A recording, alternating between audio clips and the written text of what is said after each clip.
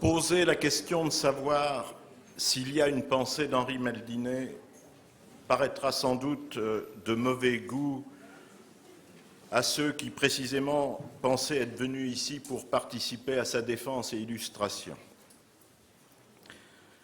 La question paraîtra moins inconvenante si l'on veut bien considérer que s'il y a une pensée d'Henri Maldinet, cette pensée n'a rien d'une pensée satisfaite, autrement dit d'une pensée arrêtée. Au contraire, ce qui la caractérise aussi ou d'abord, c'est d'être une pensée sans arrêt.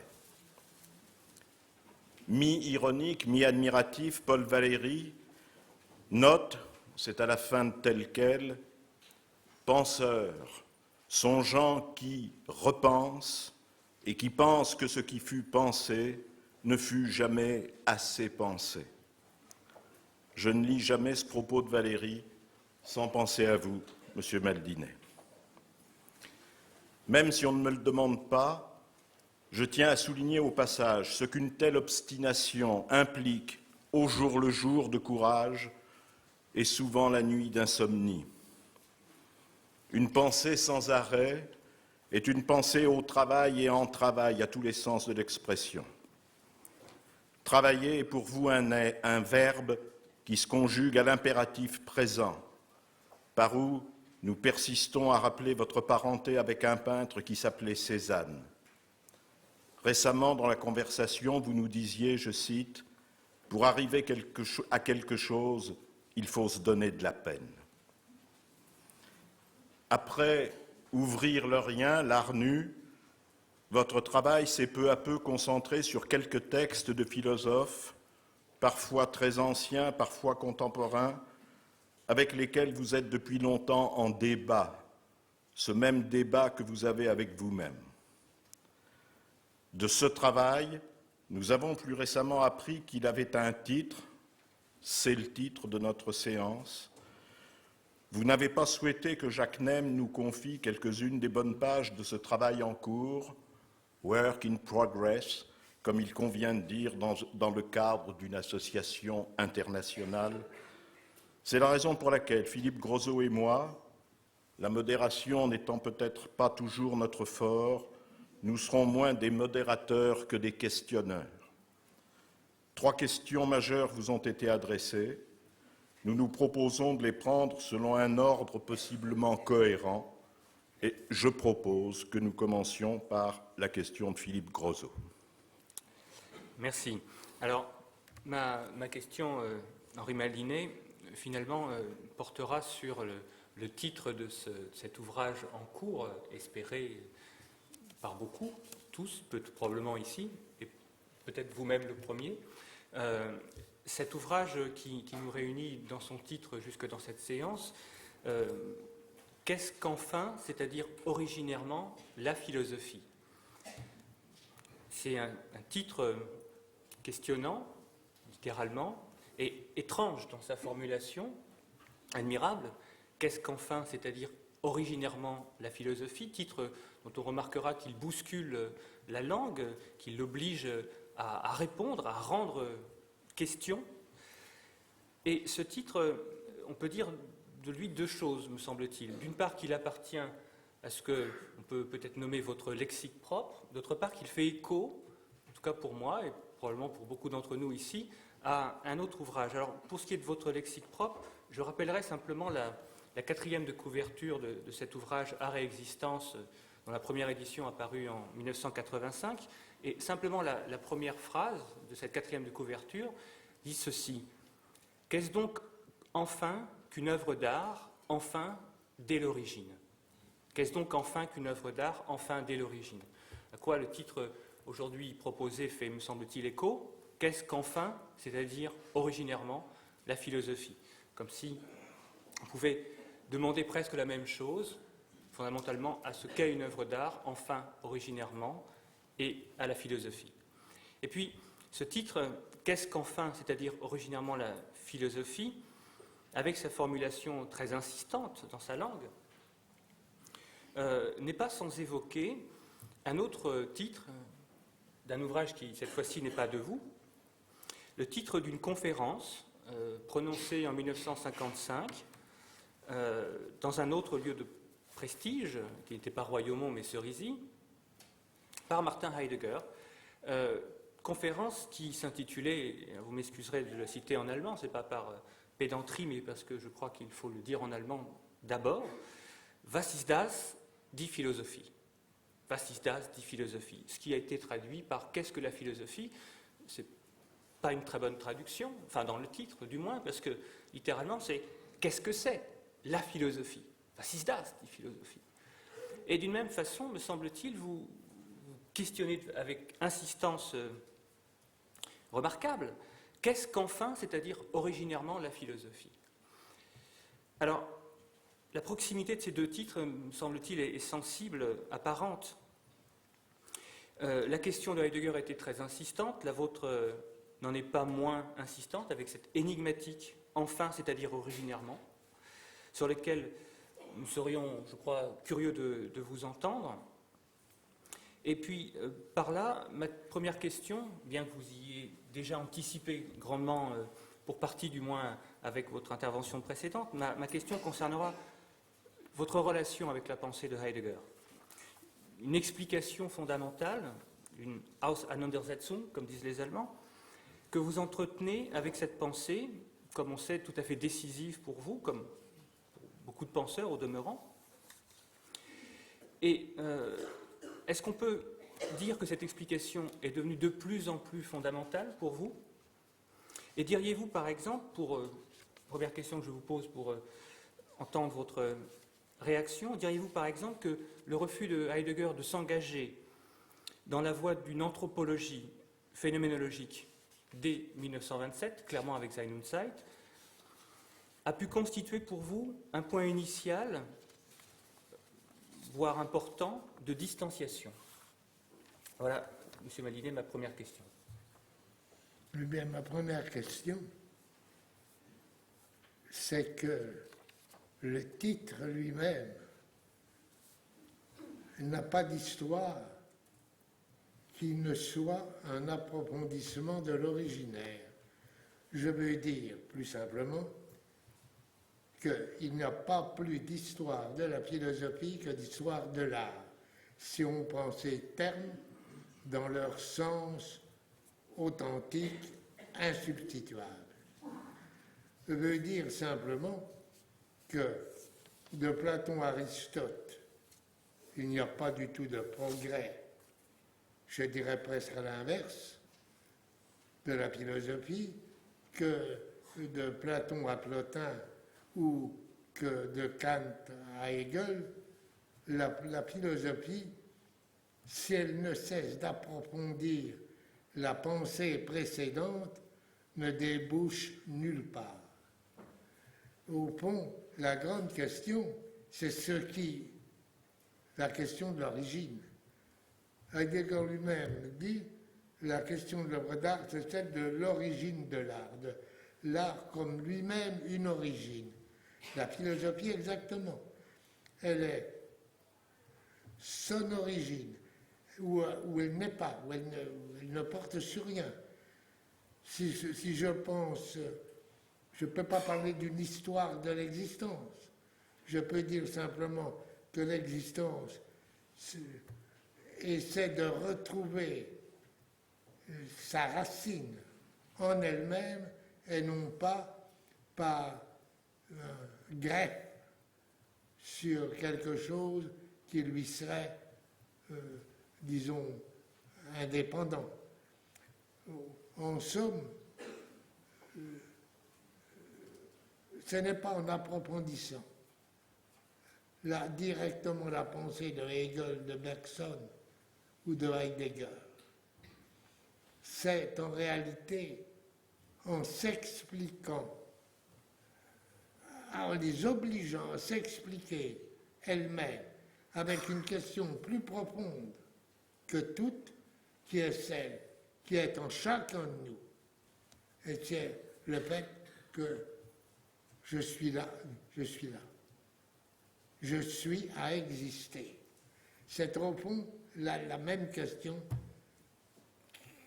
que Platon posait, qu'Aristote aussi posait, mais à laquelle il ne s'est pas tenu, l'étonnement comme départ. Le départ de la philosophie, disent-ils, c'est l'étonnement, Thomas de Zeyn.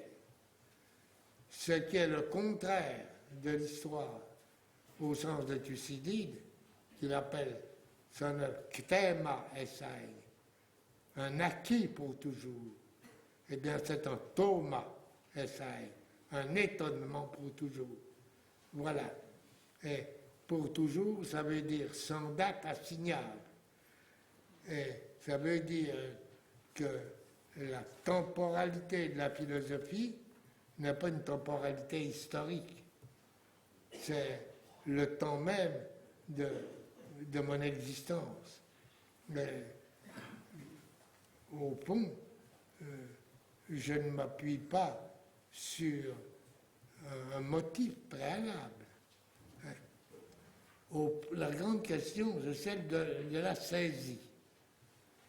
La philosophie ne saisit pas, elle est saisie. C'est moi qui suis saisi par le fait. Qu'est-ce que ça veut dire être saisi? Ça veut dire avoir ouverture à soi dans à même n'importe quelle œuvre ou situation. C'est cette idée d'ouverture à soi. Et un soi qui n'est pas là avant, qui n'est là qu'à s'ouvrir, qui est justement en appel de lui-même, sans savoir ce qu'il est. En appel. C'est pas la peine, n'est-ce pas, que je commence par me définir l'existence et savoir comment j'y arrive. Je n'y arrive qu'en départ perpétuel. Voilà ce que veut dire originairement. Il n'y a pas un seul acte qui ne soit lui-même originaire. Ces actes ne s'entresuivent pas dans un système de préséance préalable. La philosophie n'a pas de protocole. Et je veux dire que je suis toujours surpris quand je vois dans un ouvrage collectif, avec le nom d'auteur, leur titre, psychanalyste, philosophe. Comme philosophe ne peut pas être une profession. Ça ne peut pas être une profession dans laquelle, si vous voulez, on s'aguerrit et on se fortifie progressivement. Dès que l'étonnement d'être là, qu'est-ce que vous voulez mettre à la place? Car ça, c'est être. Et voyez-vous, je rejoins par là la définition de Lukács, lorsqu'il dit la logique pose un objet sans sujet, l'éthique pose un sujet sans objet, ce que Schelling dit, toute l'éthique consiste à dire sei, soit, seul l'art comporte un sujet, un objet réel, et encore, je dirais, parce qu'ils ne sont ni sujet ni objet, parce qu'ils échappent à la distinction faussement dite fondamentale sujet-objet, qui suppose déjà une pensée intentionnelle. Et précisément, il n'y a pas d'intention préalable à l'acte philosophique. Son intention, c'est le dévoilement de cet acte même. Je dis, l'étonnement n'est pas une connaissance qu'on puisse circonscrire, sinon il cesse. C'est l'état d'ouverture perpétuelle. Alors est-ce que c'est en cela que, par exemple... C'est là qu'est l'originaire. Et est-ce que c'est en cela que la distinction avec le projet de Heidegger s'enracine? Tout à fait. Tout à fait. Dans Heidegger, simplement, la notion même de Dasein, au sens être le là. Mais le là de quoi? Le là du monde auquel je suis. Or, précisément, je ne suis pas dans l'étonnement. Le monde lui-même est bouleversé. Le monde historial dans lequel j'habite, je le mets en question. Est-ce que dans l'étonnement s'écroule vraiment tout le préalable, tout le préétabli? Au point originairement veut dire sans préalable, sans rien, sans discorde ni harmonie préétablie. Et forcément, vous ne pouvez pas.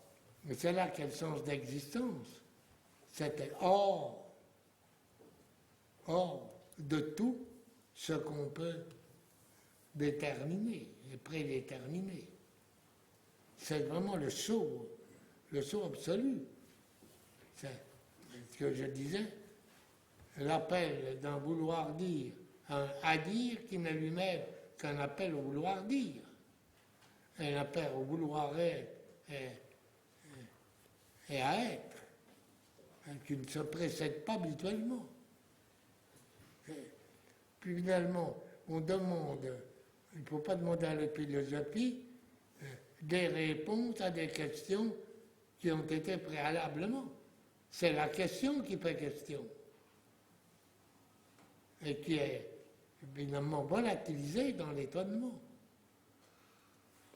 Est-ce que ce n'est pas l'objet justement de la deuxième question de la deuxième question qui vous avait été adressée? Alors voilà un enchaînement rhétorique admirable. Merci. Et sur lequel je vais embrayer. Rebondir. Donc vous avez une deuxième question dont je me fais le porte-parole, en quelque sorte, qui vient d'Eliane Escoubas, ici présente, et que je résumerai de la façon suivante.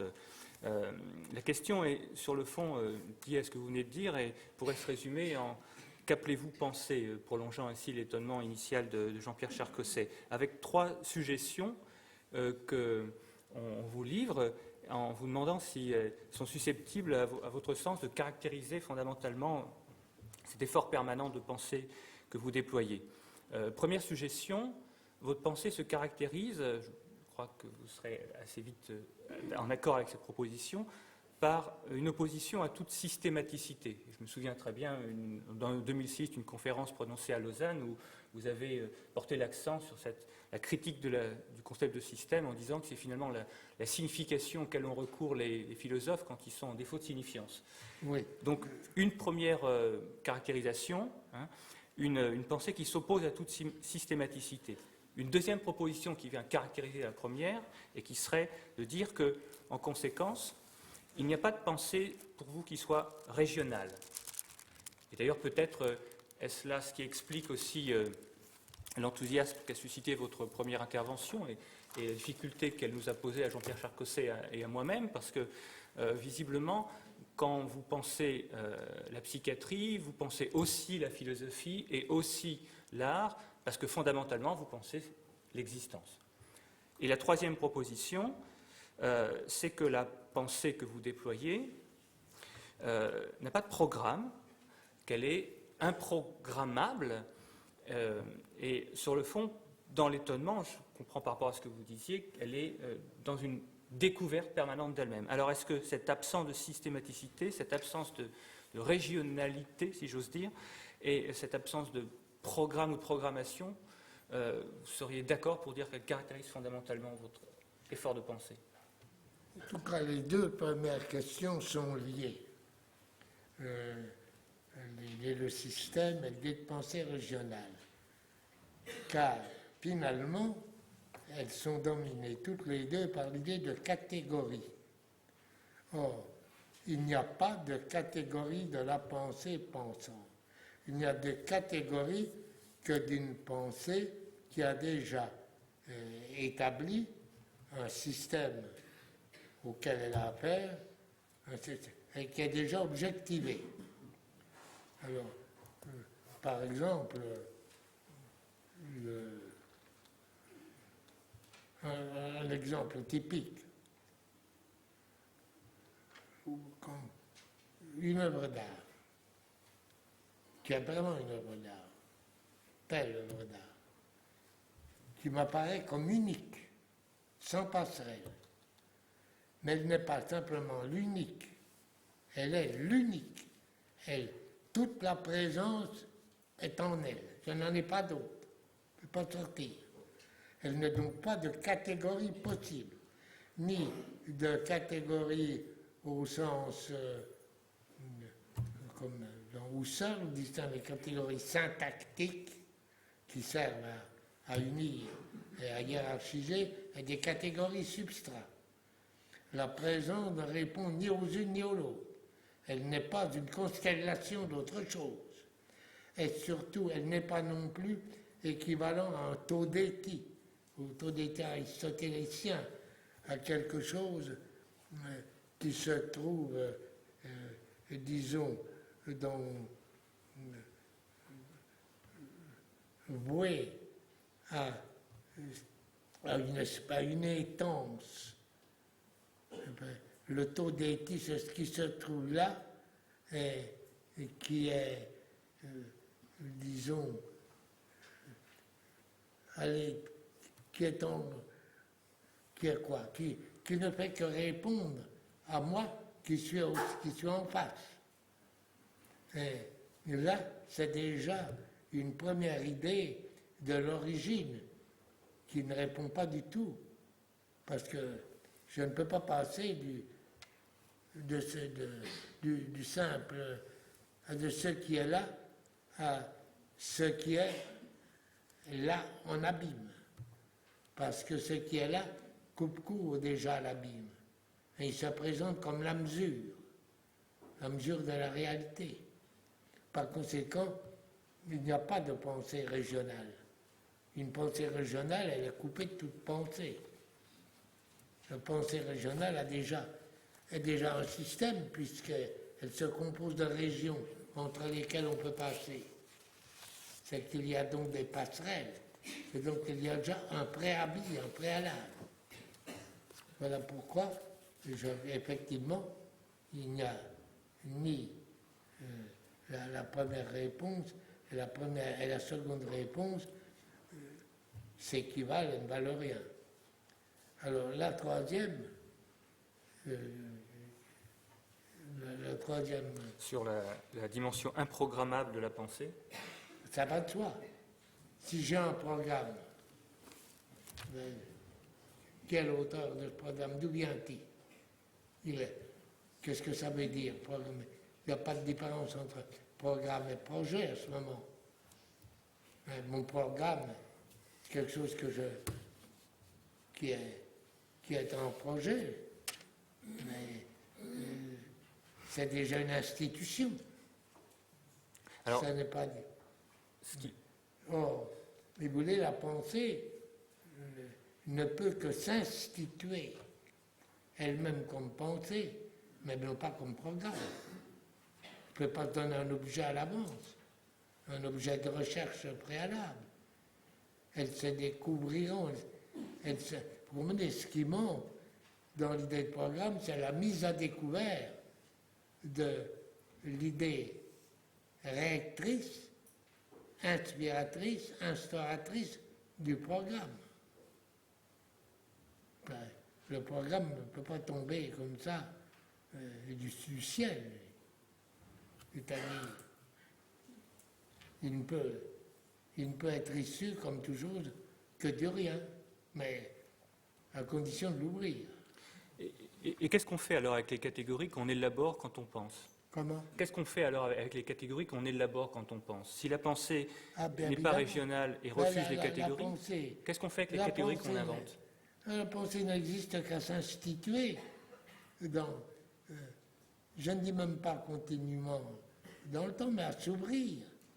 Si elle se réfugie dans une position, alors elle est bloquée dans un caractère plein mort. J'emploie une expression chinoise. Le plein mort. Forcément. Mais vous comprenez que c'est là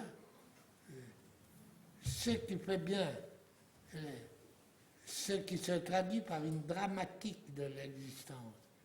C'est le fait qu'on ne peut pas supporter d'être en suspens à soi-même, et qu'il faut s'objectiver, se signifier comme du dehors, pour pouvoir se saisir. Mais justement, c'est là, disons, être tout à fait hors existence. C'est être le possesseur de la partie déjà accomplie de soi-même, et cette partie déjà accomplie, c'est la prendre pour le tout de soi, parce qu'elle est engagée dans la totalité. C'est pas ça. Vous comprenez, c'est la notion d'ouvert qui ici était troublante, parce qu'elle ne peut pas être ouverte d'avance. Je suis dans l'ouverture, à même l'ouverture. C'est ce que dit, enfin, je le dirai plus qu'on verra plus tôt cet après-midi, mais c'est la définition que donne Litsue de la grande mutation qui est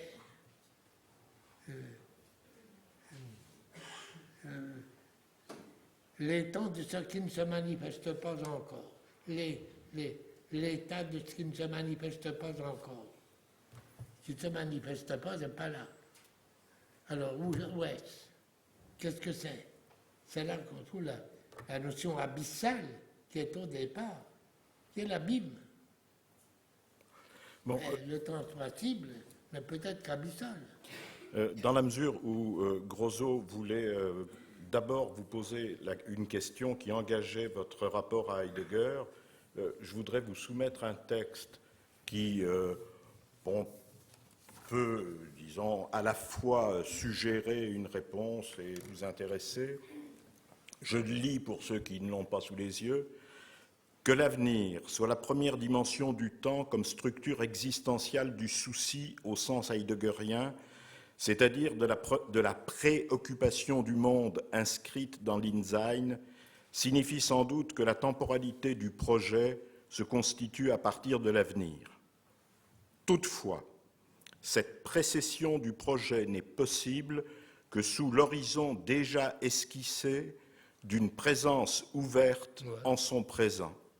Ouverture et préoccupation ne sont pas synonymes, et l'absence du souci, par exemple dans l'instant de l'art, laisse intacte l'ouverture. Oui. Vous êtes d'accord? Tout à fait. Tout à fait. Donc c'est ce que vous écriviez en 1961 pour les gens qui ont regard parole espace, c'est page 78. Donc, oui, c'est même extrêmement important. L'idée de présence et d'ouverture ne sont pas des idées, ce sont des situations, et c'est la même situation. C'est justement ce qui échappe complètement dans Heidegger, dans l'origine de l'œuvre d'art. Il n'est jamais en présence de l'œuvre de Van Gogh dont il parle. Il en parle par des associations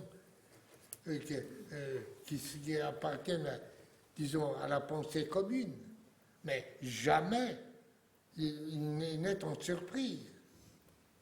Même le fait même de reconnaître des chaussures, c'est déjà une question tout à fait, enfin une situation tout à fait postérieure.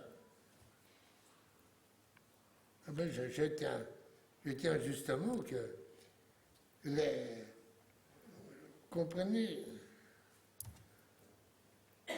il faut distinguer art et le sens classique d'esthétique. Esthétique, c'est la sensation. Et ce n'est pas ce mot de sensation, même ouvert, comme l'a fait Erwin Strauss, ne suffit pas à rendre compte de l'ouverture, car une sensation, et puis, si vous voulez, justement dans l'esthétique, il reste tout de même l'idée de rapport entre sujet et objet inséparables l'un de l'autre est réel. Mais il y a toujours, dans l'esthétique même pathique, même le pathos, une intentionnalité, une direction sûre. Dans une œuvre d'art, il n'y en a pas. Dans ce qu'on appelle une œuvre. Et qu'elle sera d'ailleurs fort difficile à montrer parce qu'il faut être devant l'œuvre elle-même. Enfin, c'est quand même ce qu'on essayera de voir cet après-midi. Oui, bien Oui. sûr. Bien sûr, mais ça c'est très important. Alors, en revanche, ce que vous attribuez à Hofmannsthal, c'est précisément, disons, le sens en présence de la moindre des choses, de quelque chose qui ne peut d'abord être que de l'ordre de l'étonnement. Alors, à ce sujet-là, il me semble qu'il y a une question que nous aimerions reposer ou poser pour vous inviter à reprendre, qui est la question du sort que vous faites d'une citation qui se trouve à l'origine dans le livre des Amis et qui, traduite par vous, reprise par vous, donne finalement cette expression, à savoir, bon, elle a été citée tout à l'heure, la réalité est une signifiance insignifiable. Alors, est-ce que ça vous paraît possible qu'on revienne sur cette notion de signifiance, sachant que précisément ce que vous voulez, c'est qu'on ne la confonde pas, qu'on ne la réduise pas à la notion reçue de signification. Oui, oui, absolument, il faut. C'est une question capitale. Alors, est-ce qu'il vous paraît possible de nous aider à entendre ce que vous entendez par signifiance? Mais c'est ce qui est... Ça veut dire, en gros, simplement, que je ne suis pas livré au non-sens universel. Je veux dire, il y a une situation qui correspond exactement à ça, et on y reviendra cet après-midi, c'est la dépression existentielle, qui n'est ni névrotique ni psychotique. Celle que Kuhn a entrevue dans ses premiers essais avec le Topranil sur les schizophrènes. C'est-à-dire, où je ne incapable, disait Kuhn lui-même, incapable de se réjouir ou de s'attrister. Ça n'a pas de sens. Incapable, en somme, d'y être. Et c'est ce I qui est capital, dans y être. Et vraiment, ce locatif sans localisation, le I. C'est la première introduction, disons, au il y a, mais qui est encore autre dans une œuvre d'art. Le I.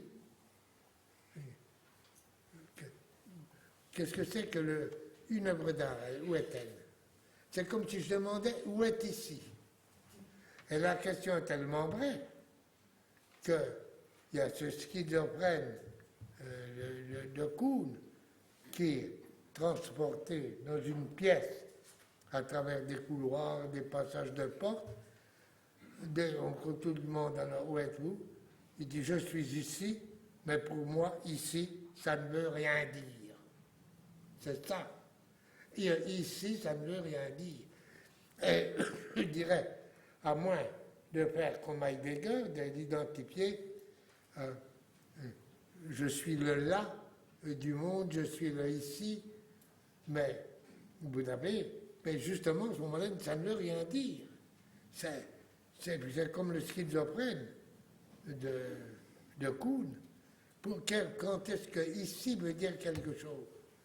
Lorsque, en suspens, je suis dans cet étonnement révélé à moi-même, et surtout que j'éprouve que je suis dans la révélation, à la fois révélante et révélée, de ce que c'est, et c'est le seul cas, que être. C'est le seul cas où le est et le être ne se précèdent pas l'un l'autre. C'est ça. Et ça veut dire simplement, vous comprenez bien que même les difficultés qu'on éprouve, c'est bien que l'homme a besoin de se repérer, toujours de se situer, d'être maître de sa situation, c'est-à-dire, au fond, il voudrait bien être son origine, mais il sent qu'il ne peut pas, et que ça n'a pas de sens. Mais il n'y a pas d'auteur pour l'homme. Comme une œuvre d'art, il ne s'agit pas de me raconter la vie de Cézanne ou la vie d'un empereur chinois pour me faire avancer dans la saisie. C'est le saisissement qui... Eh oui, nous sommes saisis. Ce mot, quoi, je ne sais plus si c'est Griffigheit. Ergriffenheit. Comment? Ergriffenheit. Ergriffenheit. Et le mot de Frobenius. Et à propos de l'art africain. Ça y est, il dit bien que je ne peux pas me situer, je n'ai pas d'espace. Vous comprenez? Heidegger dit fort justement que le monde n'est pas dans l'espace, mais l'espace est dans le monde. Et en effet, je ne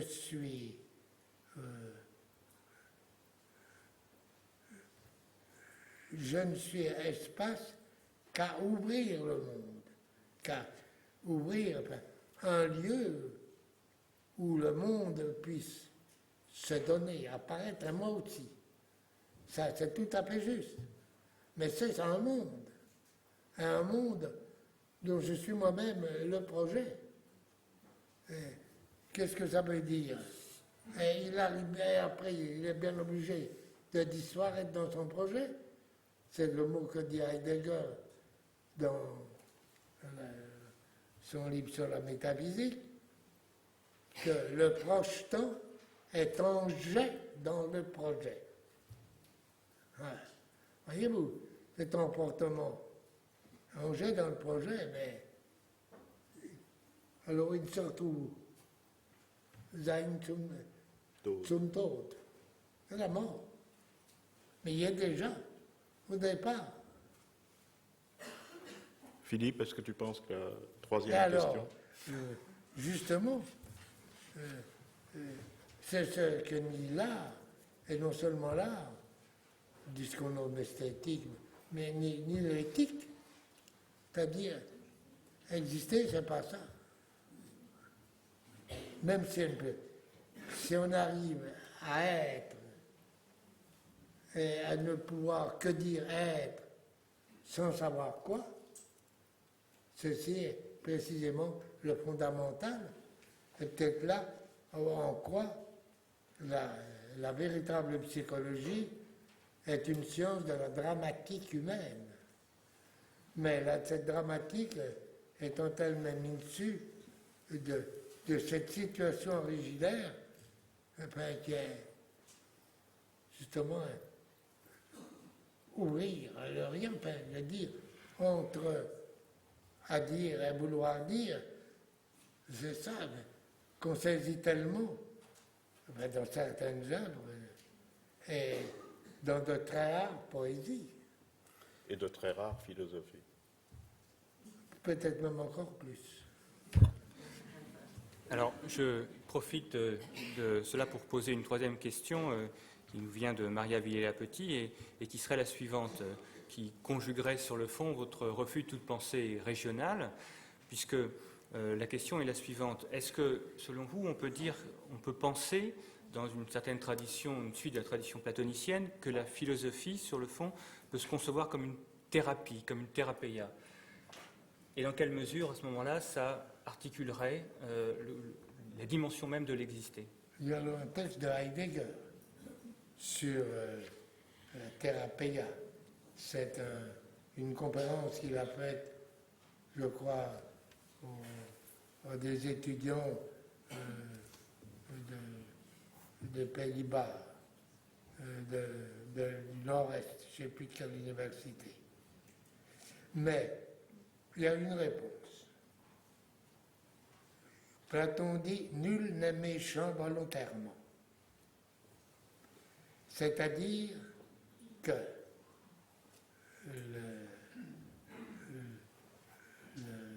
le pouvoir-être, le vouloir-être de l'homme est dirigé d'oblique vers ce qu'il appelle la megnon, hein, le meilleur. Et que le meilleur est epekeinat et soucias, comme il est dit dans le sophiste, le Parménide. Epekeinat et soucias. Par-delà tout étant, par-delà tout ce qui est. Alors, la thérapia, c'est l'ouverture à cet aménone.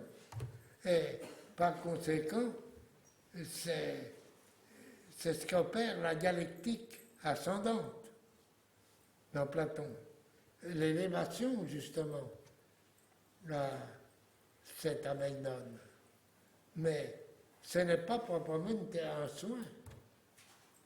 Ce n'est pas vraiment un soin. C'est l'ouverture, être, disons, ouvert à soi et dans l'éclaircie. C'est participer à cette éclaircie de la mégnone. Voilà pourquoi cette éclaircie qu'on voit bien émerger dans la possession des âmes. Hein, c'est ce qui est au-dessus, qui émerge. C'est ce qui, au sortir de la caverne, est d'abord éblouissant. Oh, réfléchissez. Ce qui est éblouissant pour celui qui sort de la caverne où il ne voyait que des ombres. Ce qui est éblouissant, c'est exactement ce que Photius note dans sa description de Sainte-Sophie de Constantinople, à savoir, quand il est dans la nef, tout tourne, tout il est perdu, c'est le vertige. Et on ne se rétablit pas du vertige par une perspective, mais dans le rythme, et par le rythme, instantanément. Le passage du rythme, du vertige au rythme, est vraiment celui de la béance à la patence. Alors, malgré tout, est-ce que... enfin... Mais il ne faut pas prendre un pied, hein, entre Oui, mais les deux. est-ce que parler, comme le faisait la question, en termes de thérapie, ne peut pas être, puisque la matinée est en train de se terminer, une manière d'établir quelques relations entre ce que par la force des choses on a distingué, puisque dans un premier temps il était question où l'intervention venait des thérapeutes vers les thérapeutes psycho, et que la deuxième partie de la matinée mettait en question ce qu'est la philosophie, enfin, c'est-à-dire originairement. Je veux dire, est-ce que, par le biais de cette notion de thérapeia, quelque chose vous paraîtrait, enfin, établir une jonction possible? Non, il n'y a pas de thérapie. Je crois que la rencontre, comme l'a défini Houry, n'est pas du tout, pas une thérapia. Le thérapeute est quelqu'un qui sait où il va. Il sait ce qu'il fait. Le vrai thérapeute, celui dont parle Louis, ben, il ne sait pas. Il a l'autre et il est lui-même, l'autre est cet autre. Je me souviens, un des derniers textes de Virch sur la psychiatrie, c'est ça la première rencontre avec un schizophrène. Ce qui est remarquable dans cette première rencontre, c'est la façon désespérée, impossible, dont ce schizophrène essaie de se faire entendre comme situé, de se situer. Et il ne peut pas y arriver parce qu'il n'a pas de lieu, se situer.